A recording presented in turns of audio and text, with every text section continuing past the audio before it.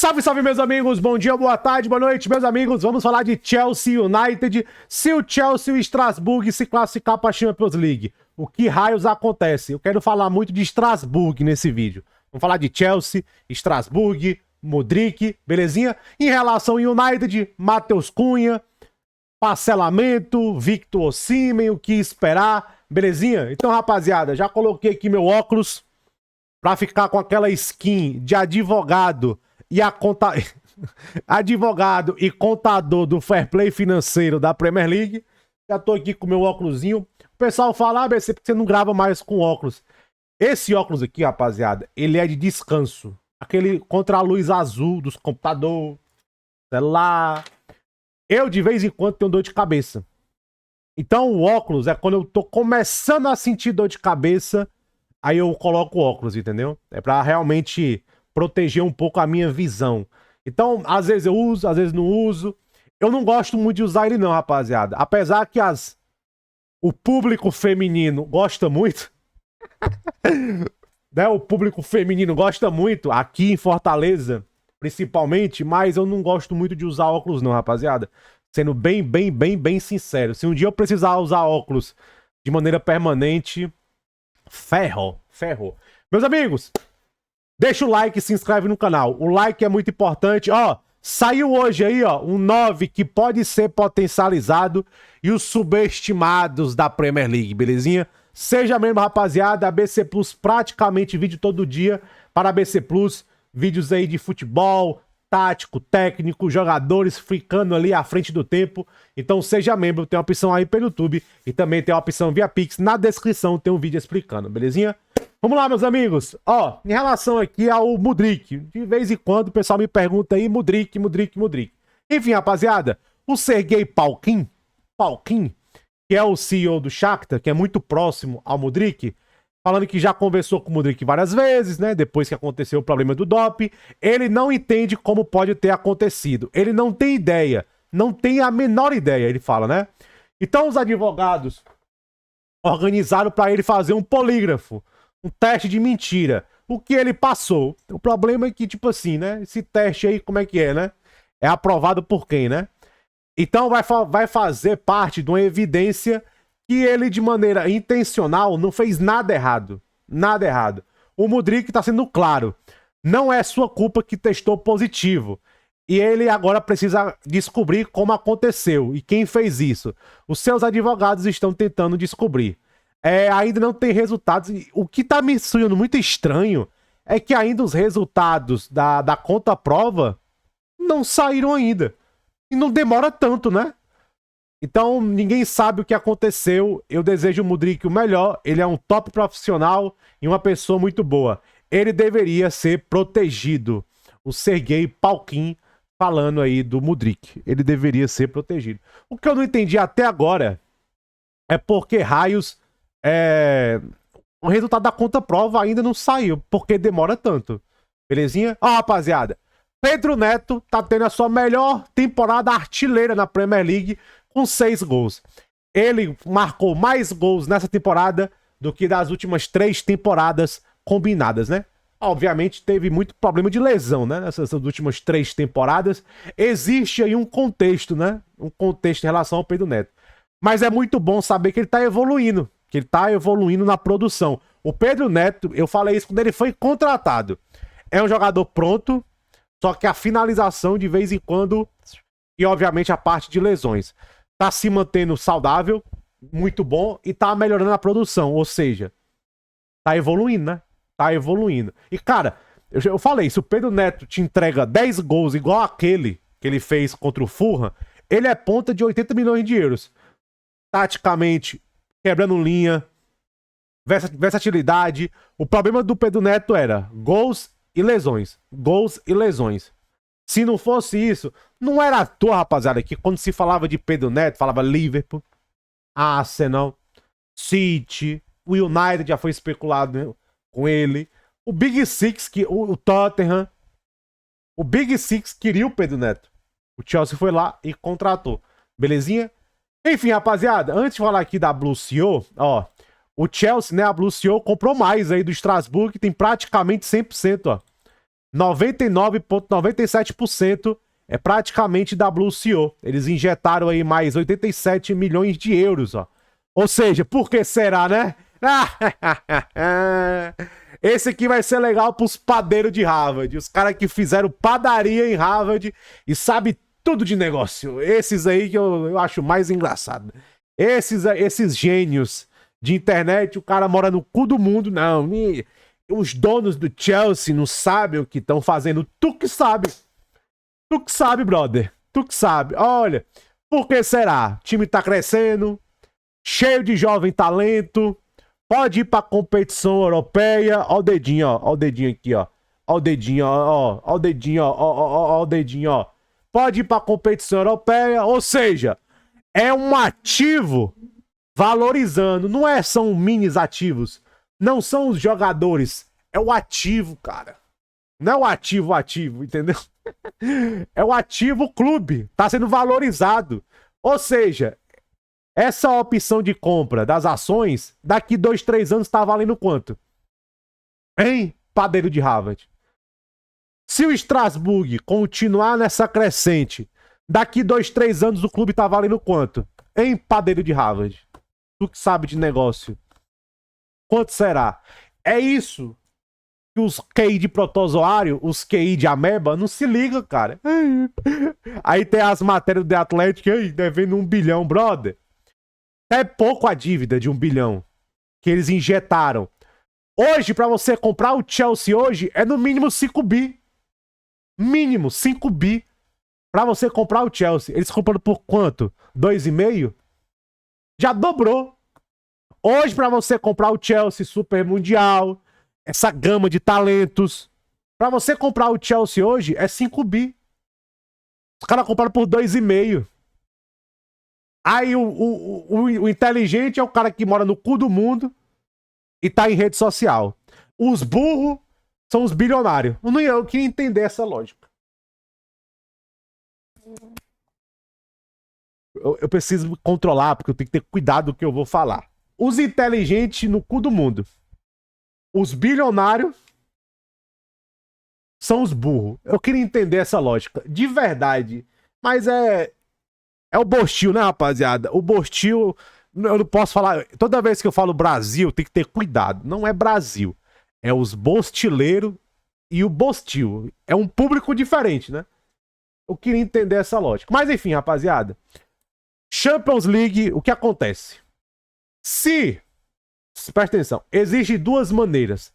Se o Chelsea e o Strasbourg se classificar para Champions, automaticamente vale o melhor colocado. Por exemplo, se o Strasbourg termina em terceiro e o Chelsea termina em quarto, o Chelsea é rebaixado para a Europa League. Calma. Se o Chelsea termina em terceiro e o Strasbourg em quarto, o Strasbourg é rebaixado. O que acontece, o que pode acontecer é o Chelsea pegar as ações do Strasbourg e colocar num fundo cego. Blind Trust. É um fundo cego. E se afastar. Deixar na mão da associação. Como se fosse a associação. É você colocar todas as ações. Aí fica parado, tá, gente? Enquanto tiver nesse fundo cego, fica parado o dinheiro. Aí, obviamente, é prejuízo, né? Mas, obviamente, não prejuízo a longo prazo. Porque, pô, levar o Strasbourg para a Champions League, você coloca as ações no fundo cego e você se distancia do controle. O que acontece? City Girona tava disputando aí a mesma. Leipzig e Salzburg, é basicamente isso. Já tem notícia que o Chelsea e a UEFA já estão fazendo esse processo já desse fundo cego. Para justamente se acontecer Strasbourg e Chelsea na mesma competição europeia, na mesma, já ter a possibilidade de fazer isso.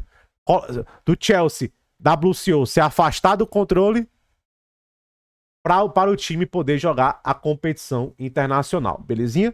É basicamente isso. Coloca as ações no fundo cego, se afasta, deixa o controle, porque não pode ter controle. Você precisa provar para a UEFA que você não tem controle sobre o clube e se distancia. É isso que Girona e City fazem, Salzburg e Leipzig fazem, é basicamente isso. Tranquilo? Vamos lá, rapaziada. O Bakwa pode sair do Strasbourg, né? A chegada do Barco e do Amor. Esse Amor aqui, a Mirra, não sei falar o nome desse cara não. Amor, esse cara aqui tem uma expectativa alta nele, tá? Esse moleque aqui. Já vi uns scouts falando dele. Existe uma expectativa boa nele. Entendeu? Ambos foram contratados com obrigação de compra, né? E o Bakwa pode sair. O Bakwa tem potencial Chelsea, mas hoje no Chelsea não tem muito espaço pra ele, né? O Emega pode sair e tem interesse do Newcastle. Só se for pra ser reserva do Isaac, né? Porque pra ser titular no lugar do Isaac é loucura. O Emega não tem nível pra isso ainda não, entendeu? Não tem nível pra isso não. O Jorgensen ou o Pendes podem ir, ó, para o Strasbourg, porque o Petrovic deve ir para o Chelsea. O Petrovic deve ir para o Chelsea. Olha que legal. A volta do menino Petrovas, meus amigos. A volta do Petrovas. Belezinha? Enfim, rapaziada. United. Antes de falar do Osimhen. Matheus Cunha, ó. O United está esperando pagar a multa do Matheus Cunha em parcelas.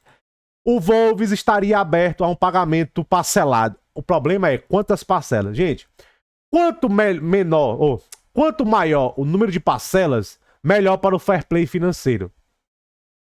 Trunks. Quanto menor o número de parcelas, aí já impacta mais, entendeu? Obviamente, só em o Wolverhampton já está aberto a parcelar, já é uma coisa boa. Talvez, eu acho que 3, 4 parcelas é justo, entendeu? 3, 4 parcelinhas. 4 parcelinhas ali para dividir, para amortizar em 4 anos, né? Já é interessante pro United parcelar. E segundo aqui o pessoal do Telegraph, o Wolverhampton está aberto a parcelar a multa. Já é um passo, né? Já é um passo. O Fabrício Romano fala que a prioridade do Matheus Cunha é o United. Ele está disposto a ir pro United, mesmo sem futebol de Champions League. Olha aí. Olha aí. Belezinha? Aí fala aqui. Enfim. Em relação ao Matheus Cunha, outra coisa. É que eu perdi o tweet. Mas confirma o lance que o Matheus Cunha é pra 10, tá? É pra 10. Ou seja, deve vir o Matheus Cunha e mais um 9. Mas o Matheus Cunha é pra posição de número 10. Não é 10, entendeu? É o atacante ali por trás do 9. Obviamente, o Matheus Cunha é um cara versátil. Talvez ali coloca ele de 9. Eu não sou muito fã de 9. Outra coisa, eu tava vendo os torcedores do United se matar porque ele não deu certo no Leipzig. Porque, mano, o que tem a ver, cara? O cara não deu certo no Leipzig. O cara deu certo no Wolverhampton, mano. Na posição que o Rubem Amorim quer. Torcedor é muito chato, velho. Vocês são muito chatos às vezes, velho. Puta que merda. É só acompanhar. Até saiu a notícia que muita prioridade do United no Matheus Cunha é porque ele já vem no sistema. Já vem ali no 3-4-3 do Vitor Pereira. Já conhece mais ou menos a área do campo pra atuar. É um jogador de impacto. E é um jogador que tá jogando muito. Rapaziada, eu vi aí, eu acho, uns 11 jogos do Wolverhampton. A maioria, o Matheus Cunha jogou muito, velho. A maioria. Jogando nível elite. Por isso que Newcastle e Fowler e Arsenal queriam o cara. Então tem uns caras que são muito chatos, velho. Pô, o cara... Aí fica aquele negócio. Aí se dá... Vamos lá. Aí se dá errado, porque não dá. Aí se dá. Porque é um jogador que não deu certo no Leipzig. Mano. Estão contratando ele porque traz gols, conhece o sistema, conhece a faixa de campo que vai jogar, tem impacto, adaptado à Premier League, conhece a liga, disponível, se machuca pouco. É por isso, é o cara que vem pra trazer gols, que pode romper linhas, é um cara que pode quebrar a linha, que pode levar o time pro ataque. Pro time ter punch ofensivo. Rapaziada, ó. Não queria falar muito isso, não, porque se eu falar isso, dá espaço pros caras querer criticar o Rubem Amorim. E eu falei que eu vou proteger muito o Rubem Amorim nesse primeiro ano. Apesar que certas coisas que ele faz, eu evito até falar pra não dar munição pra desonesto, entendeu? Eu não gosto de falar muito de treinador quando se trata do United, porque ele pegou uma bucha. Pra você ver como o BCzinho é honesto. Eu não tento muito criticar o Rubem Amorim, porque ele pegou uma bucha. Uma bucha. O elenco não tem a cara dele. É tudo muito distorcido. Enfim. O United tem um problema de finalização. Mas o United também tem um problema de padrão ofensivo, rapaziada. Eu não queria falar isso, porque vai dar munição por desonesto. Mas enfim, o United tem um problema de padrão ofensivo. Algumas coisas ofensivas, durante a era Rubem Amorim, eu não gostei. Por exemplo, ele tá jogando mais pras alas agora.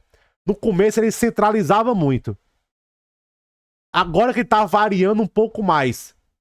E eu acho que ele sabe disso, porque ele fala... O pessoal implica muito com o Højlund, e com razão.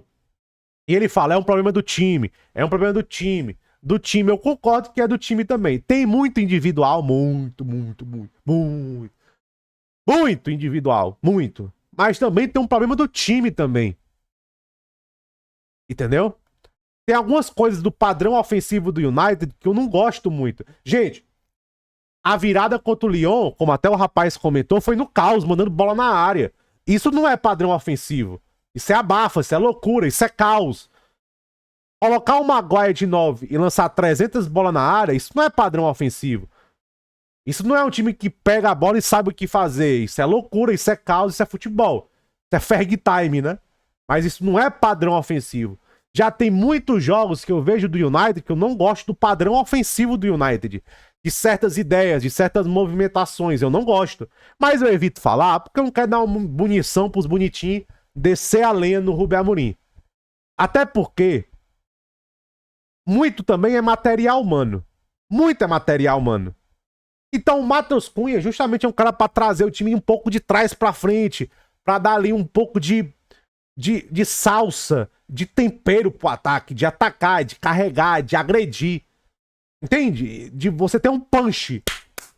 Eu acho o Matheus Cunha um cara que ele define muito isso. Ele traz muito isso. Belezinha? Aí aqui fala que o preço do Højlund é 30 milhões de libras. Isso aqui é muito pouco, tá, rapaziada? Eu acho que dá pra pegar uns 40 de libras com bônus no Højlund. Dá pra pegar 40 de libras com bônus no Højlund, belezinha?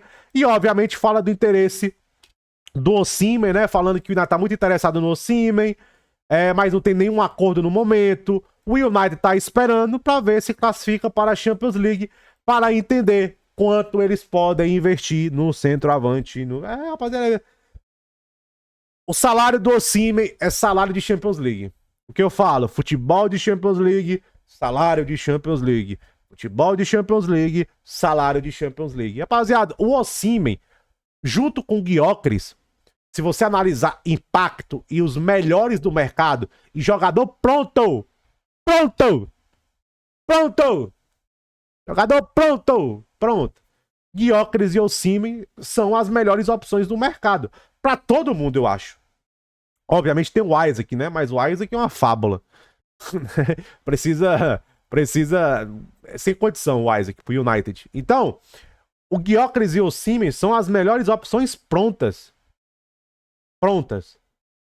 Aí, os não prontos, aí vai ter Delep, que é um custo-benefício muito bom. Aí você tem Ekitike, mas é mais caro. O Sesco é mais caro. Entende? Cara, eu realmente acho que é o Osimhen ou Delep pro United. Eu não entendo porque conectaram tão pouco o Gyökeres com o United. Não sei se o Gyökeres não quer ir. Entendeu? Talvez o Gyökeres não queira jogar mais no 3-4-3. Vai saber, né? Então... Enfim, rapaziada. Eu acho que é Osimhen ou Delep pro United. Osimhen ou Delep. Eu acho que o United quer realmente saber. Cara, se a gente pegar futebol de Champions League... E outra coisa, né? O United sabe que o Delep ainda é um trabalho a se fazer, né? E talvez vendo aqui o experimento do Højlund, porque uma coisa é performar na Atalanta, uma coisa é performar no Ipswich, outra coisa é vestir essa camisa aqui, né? E, gente, eu acho o Sesco melhor do que o Delep, mas eu acho ainda que na falta de desenvolvimento pro Sesco, os atacantes prontos do mercado hoje são Gyökeres e Osimhen. De impacto, né? Pro alto nível europeu. Sesco, Delep, Højlund, ainda falta desenvolvimento a fazer. Obviamente, de impacto, eu acho que o Sesco é bem melhor do que o Delep.